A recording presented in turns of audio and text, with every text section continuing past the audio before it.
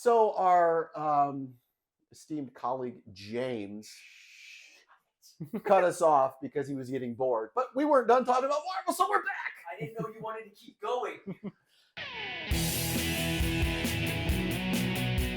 That being said, we talked about Jonathan Majors. We talked about how his character is not being received properly. How do you best correct the course if you are moving away from Jonathan Majors, Kang? Do you replace him with Doctor Doom? Do you go a completely different route? Do you introduce a new character? Like, how do you think is the best course of action for them to remove Kang and kind of wipe the slate clean if they wanted to remove Jonathan Majors, even though he's in like 5 properties at this point? I think the biggest lesson, hopefully, Marvel takes from this is that we don't announce projects like 5 years in advance with Kang the Conqueror as the title. Kang's Dynasty. Exactly. So that might be number one. Okay. But the pivot, man, I don't know, because obviously there's the rumors of Doom, which would be awesome because that's just a fantastic character. And I say awesome as in you guys better do it right. Right. But they've built up Kang to be a great character, to be the villain. You can't, I mean, it's just like comic books. You can't always have the end game Thanos versus all the Avengers all the time. You just can't do that. So having Kang be the next dude, there was no problem with that. I thought it worked well. I thought first Loki was great. I thought I didn't have any issues with Ant-Man. I loved how they went into Quantum Zone or into Quantum Mania and just explore this whole other world that exists that's not another dimension. I enjoy Loki too, but obviously you have to watch all of these properties to understand who Kang is. And if you don't have Disney Plus, don't have access to see these, wherever Kang shows up, you're gonna be like, what? Who is this guy? Yeah, and it's no like shame on Jonathan Majors because he plays every single variation from the He Who Remains variant to the Victor Timely variant. Like has different energy, and all of these from the Conqueror variant from Ant-Man 3. Like he almost, I would say that he probably has some multiple personality things that we don't know about because he plays them that well. Yeah, you know what I mean? So I find it very powerful that or very good that Kang can become an awesome character, but he's gonna need a slow burn like they did with Thanos. Like I was saying off screen, or I don't know if it was on screen or not, but with Thanos, when they first introduced Thanos, there was no one that was like, oh wow, like it's not like the whole crowd erupted. You heard one guy that's like, oh, it's the purple guy, you know what I mean? And then everyone else is like, who the fuck is at the end of the Avengers movie? You know what I mean? So you have to get the audience time to appreciate this character and learn to love Jonathan Majors in that role. And I think it's not until we see like Kang just full out like obliterate an Avenger that he's gonna get the respect that he deserves. Like you should probably just have him wipe out like, I don't know, Sebastian Stan or I don't know, somebody. Like you could easily have him vaporize an Avenger and then they're like, oh, okay, he's a real deal, you know what I mean? And then I think that would be a cool way for them to move forward with Kang.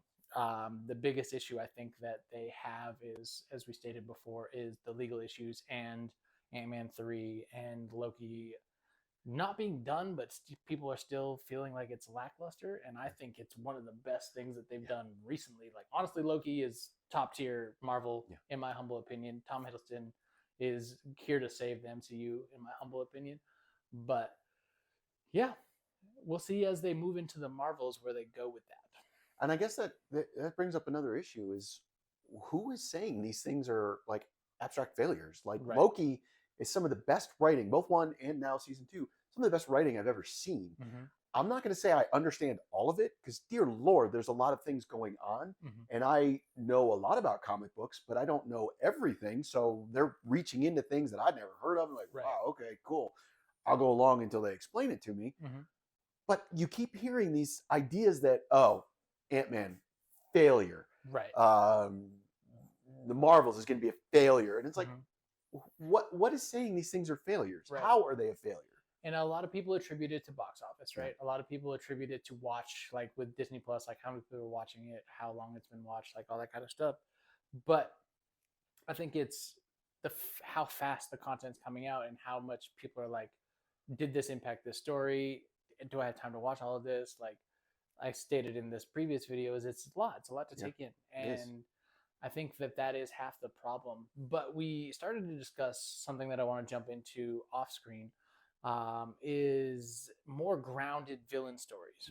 And I think, for example, like I was talking about, why not just tell like a one-off story with like Baron Zemo, or with Artem Zola, which they did a little bit in the Falcon and Winter Soldier. Yeah.